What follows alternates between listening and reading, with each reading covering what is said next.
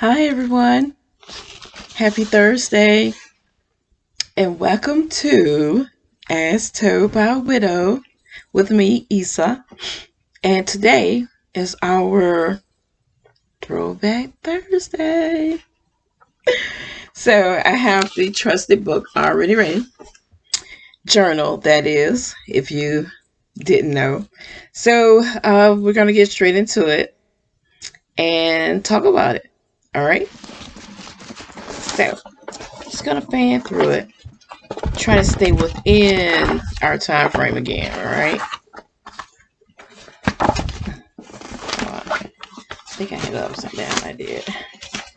All right, let's do the fanning again. So I can just randomly pull some.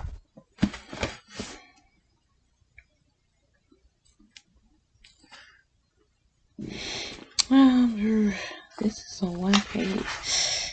You guys, I have this. All right, we're gonna go with this. Just a one pager again.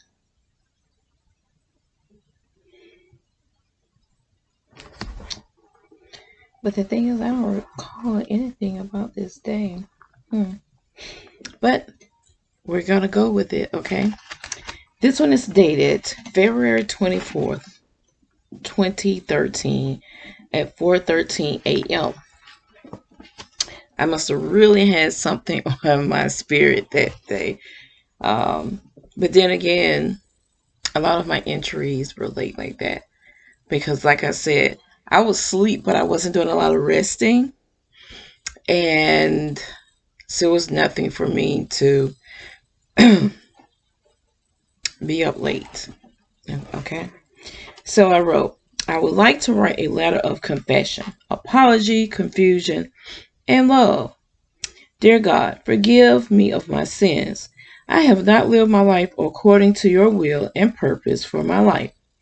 I ask that you will heal me, fix me, and give me the courage to persevere until you say it's over. I may not understand your will, but I know it comes from you, O Lord. There's no need for worry. I thank you for forgiving me, fixing me, restoring me. I love you, our God, with my whole heart. And I signed it. Okay. So it was just a one pager. Honestly, because this is something, and I'm looking at the time, and I'm looking at the confession is like apology, confusion, and love.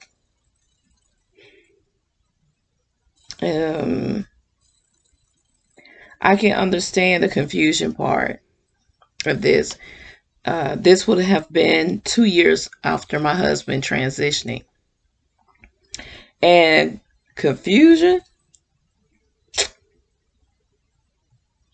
is being nice. I came up with the word foggy brained and kind of find out a lot of other people use it too. So yeah, that was definitely one of the emotions that I dealt with on a regular basis. Confusion, second guessing myself, and the confusion of, I guess you would say, limited beliefs.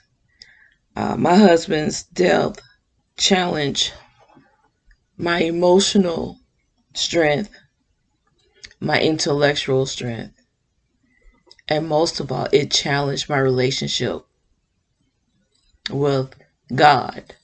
Okay? With all these challenges that I had to face, along with grieving, it was heavy. All right. So I'm just going to try to address each of these real quickly. And I say, this is an apology. So I'm thinking that this is a letter to God, to myself, vicariously to God. So maybe a lot of times when you're grieving, I know for me, during those first few years, especially during this time, I didn't seek any professional help for myself. I felt like I could do it myself. So for me to apologize to God, I may have done something that, for instance, if I didn't, if I failed to fill out a permission slip, right? That's on the lower end of the scale. But on the higher end, I failed to pay um, the garbage bill, which comes every 3 months, once every quarter, right? So, and then the trash is not picked up, and now I'm frustrated, you know, because I was so used to always being on point, you all. That was me prior to my husband transitioning. That just, like I always say, I am one of those people that pre-plan. Okay. And whenever, you know, a situation that would pop up, I was typically prepared. Not typically, I was. But when my husband passed away, I was not prepared. So on top of that, now that I think about it, it may have been the trash thing situation. I'm not really sure, but this is a situation where I felt defeated because I didn't live up to the person that I was prior to my husband passing away. And then it says we address confusion. And it says love. I guess that when I put in love, write a letter of love, is that I guess that was the honey on to kind of get my frustrations over to God, you know. For instance, hey, I love you, but you really didn't have to take my husband as soon as you did. You see what you caused? You caused me a lot of confusion, and it's leading to a lot of self-doubt in my life, which affects the children.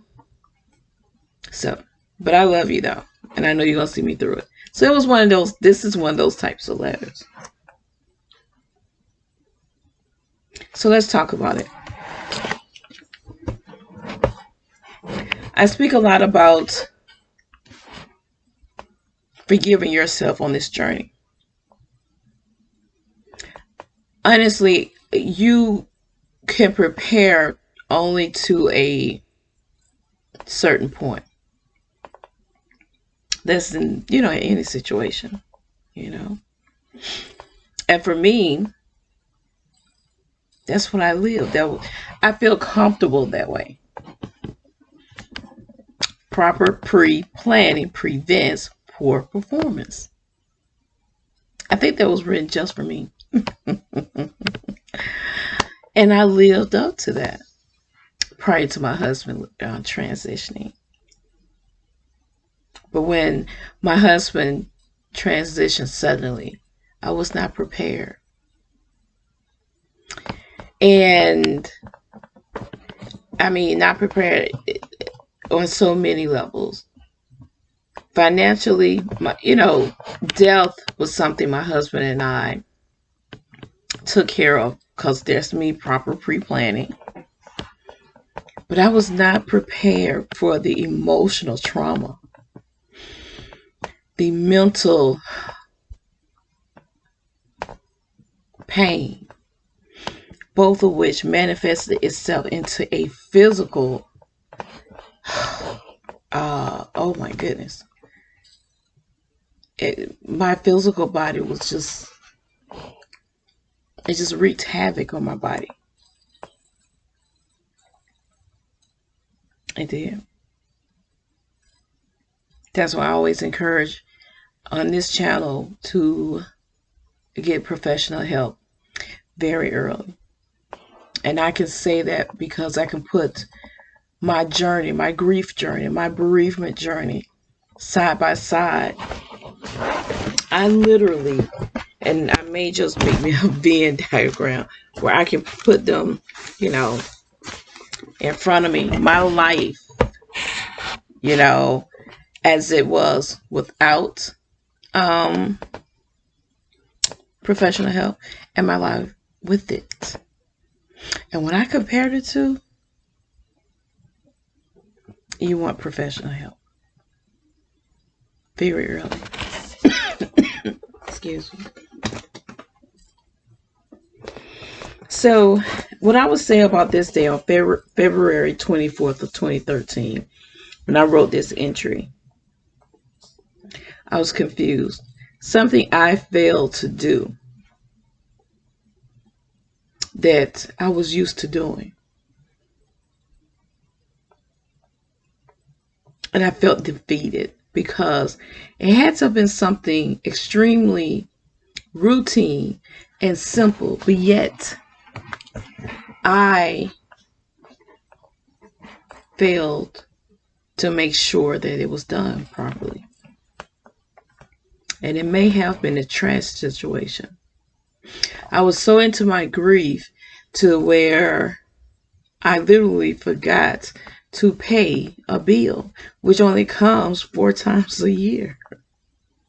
Okay? And I know they sent countless emails and even sent something in the mail, I'm sure. They may have even called and I just refused to answer the phone, you know. But when the trash, I remember that when the trash wasn't picked up, then of course it hit home. I was like, hey, what's going on? And of course I had to make a phone call. And they was like, hey, we reached out to you. And all I could say is like, oh, okay.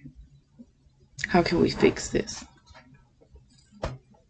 So for someone with my type of personality, I like to not just stay, you know, toe to toe with life. I like to, you know, stay a little bit ahead, put a little bit extra space, wiggle room, responsive time, you know, ahead of the game, basically ahead of the game. So this is a letter or entry in my journal where I felt defeated. And I need to tell someone that I'm sorry that I did that. So this, although I say I wrote this letter, that it starts off as Dear God, this letter was to me. And I said, I ask that you heal me, fix me, and give me the courage to persevere until you say it's over. Because I knew when I was writing this, there was no way for me to have overlooked this responsibility. It was way too simple. But this is me coming down on myself, which I don't think any of you should do. Yeah, like I said, I failed to pay the bill. But guess what? Forgive yourself. I got it fixed. When they didn't pick it up, I called, made the payment, and we were back in business. Did we have to improvise? Yes. Until the next pickup, which was the next week. But there was no need for me to feel defeated. There was no need for me to be confused. There was no need for me to apologize to me or to God.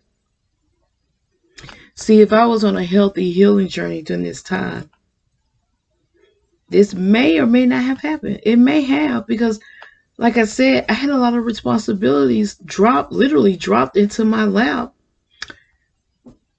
overnight. Although, paying the bills were my responsibility, but I also took on the responsibilities that my husband had for our household. All right.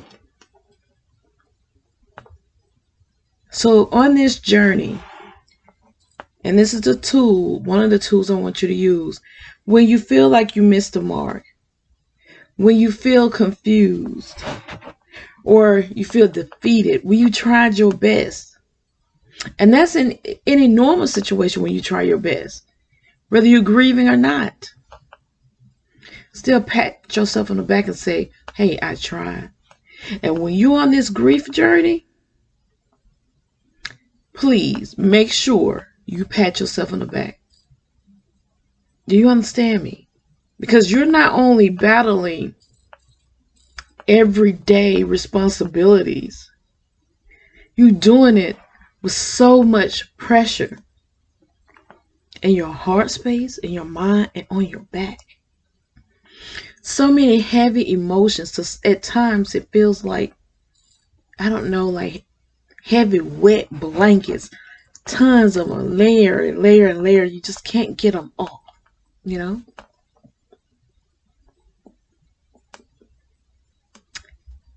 But you get through it. Because guess what?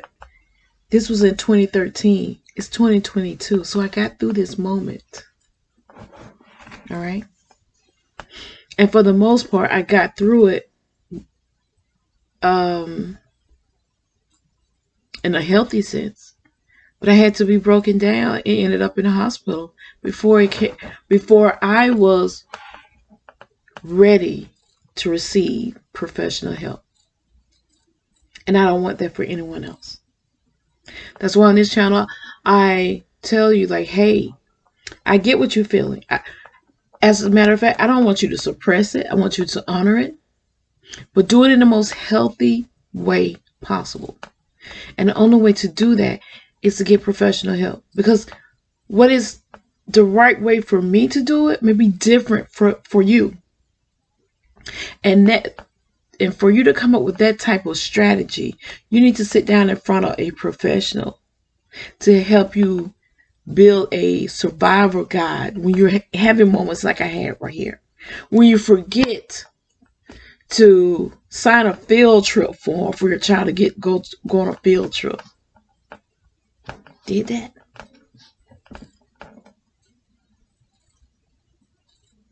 When you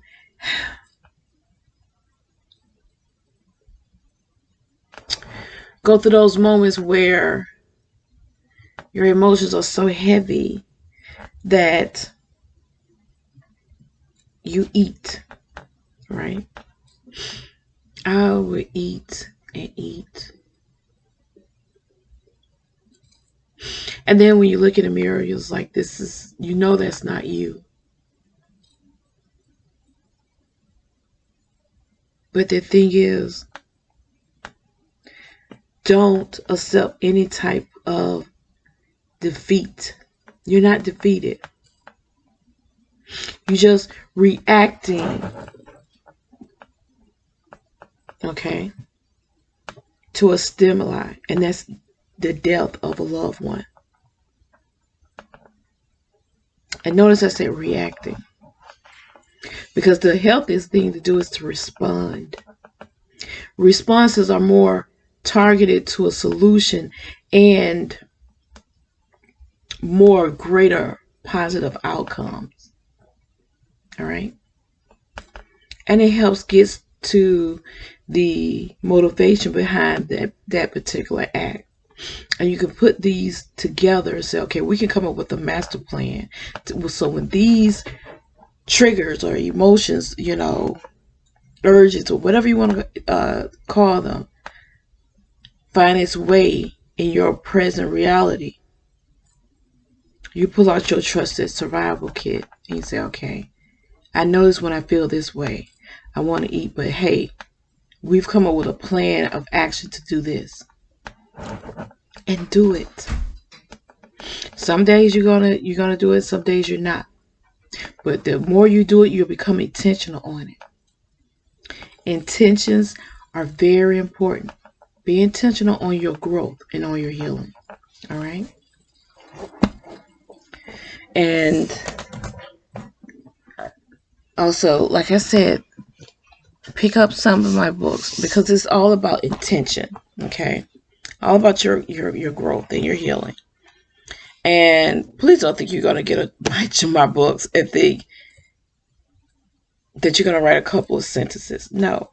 This is to help you along your healing journey. All right. And to motivate you as you work with a professional through your healing process. And I'm going to be honest, this will get you there, to an office. So this is not to replace that professional help.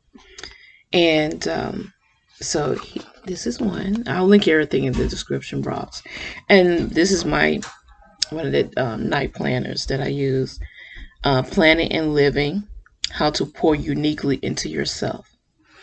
And I've done a book review on all of these, but real quick, I think this is the author's version. And there are questions in here that require your response. All right. And it's same thing with my book here. Because the goal of this channel has always been and will continue to support you on your journey and to keep you encouraged. Because I know when you're in it, you're not really in a space where you really want to hear, I'm going to get through it. You want to know, give me some steps, some practical everyday steps to get through this. How did you do it? Stop telling me I'm going to get through it. It's what most people said, because I know I would have, especially when I wasn't getting any professional help. And I get this now. When I go to like speaking engagements or widow bereavement groups, the first thing is like, how did you get to where you are? Just, a lot of, and you can see it in their hearts. And you can hear it in their voice, like, I need to be where you are. If not, I got to get to where you are and get there quickly. There's no magic pill, because if it was, I would tell them. But there are steps to get into a place of wholeness and do it in a healthy way. And one is love yourself, be intentional on regaining your joy, and get professional help. And use my books and books like it as a supplement to help you during those moments when you're not with your support team, all right? Or even when you're with your support team. So once again, you don't get off my books. They call for responses. And these responses are for you when you're feeling like you want to get through it. Because one thing I was adamant about is dates. Have dates on everything, because when you're in it, once again, you don't think you can get through it. And one of the things that you can celebrate, just fan through it from time to time and say, oh man, I was having a heavy day 2 weeks ago. Oh, woo, I was having a really great day last week. Celebrate the fact that you got through it, not the quality of that day, but that you got through it. Yes, some days are going to be not so good. But you celebrate the fact that you're looking back at it 2 days later. You got through it. And that's what's going to keep you motivated and encouraged to keep going. Okay? And that's what these books do. It's different ones for different, how should I say? These questions are different than the questions in my Planning and Living book. These are totally different questions, okay? And they're different because my journal is different. My first entries were very emotional and scattered. And I noticed the closer I get to the present, everything breathes more cohesively, okay? But I also encourage freehand writing. And this is just what they call low content book, where you get in here, dates again, and you just write. Understood? Yeah. And one thing I will tell you, exercise what you learn. It's one thing to get all this information, you know, and you don't act upon it. You load it with all this data, but you're not acting upon it. And that's why I have my intentional living activity book. Because I want you to be intentional on it. Because remember now, that's with anyone who needs any type of third party treatment, unless the recipient is open minded and intentional on receiving the treatment, it's not going to work. They'll do whatever it takes to get out of that situation, and then unfortunately they end up back. They don't gain what they need to stay away from the situation that got them there. Okay? But when you're intentional on your joy and on your healing, and those that go into to receive professional treatment, they're open and they're ready. So when they leave, they have the tools to help them when certain situations arrive, so they don't repeat another cycle that will ultimately send them back to where they just left. Okay? And that's what this does. I mean, it's really, it's fun, and it's just really fun. It's light, all right? It really is. A lot of things that you can do. And one of the things I like is this page here. A letter, dear my future self. Okay. And the reason I like that particular one, and I whenever I go back, I'll read that. I do. I just go back and I read it. And I was like, what? The things that my present self at that time, when I wrote that particular letter, I was like, oh, okay. I was feeling good that day. This particular day, oh, I wasn't feeling so hot. So I'll stroll back at some of the previous questions for that particular entry and see what was going on. So it can help me to identify certain situations that will trigger certain responses, in me. Okay. So that's it for today. It's Throwback Thursday. And excuse me. And I want everyone to continue this journey and know that you're going to get through it, and celebrate all your wins. Okay. When I say celebrate your win, I know I can't say this enough. You're going to get through it. I know you don't want to hear it, but you are. So feel what you feel right now. And like I said, if it ever gets too heavy, you pick up the phone and call a trusted family member, friend, 911 in the United States, 211 in certain municipalities or cities or, townships. And they will get you to the individuals. They can help you because you deserve it. Do you understand me? Do not let your grief, especially when it's heavy and it's causing negative thoughts and or anything like that, consume you, because you don't have to. They're not real. Although that you feel them, but you don't want to react to them. All right. So with that being said, everyone, thank you for tuning in, and celebrate those small wins. So whatever you're feeling right now on November 3rd, 2022, if it's not something that you want to feel, when you wake up in the morning on November 4th, take a deep breath and thank God in the universe. It's a new day. I got through it. And celebrate that.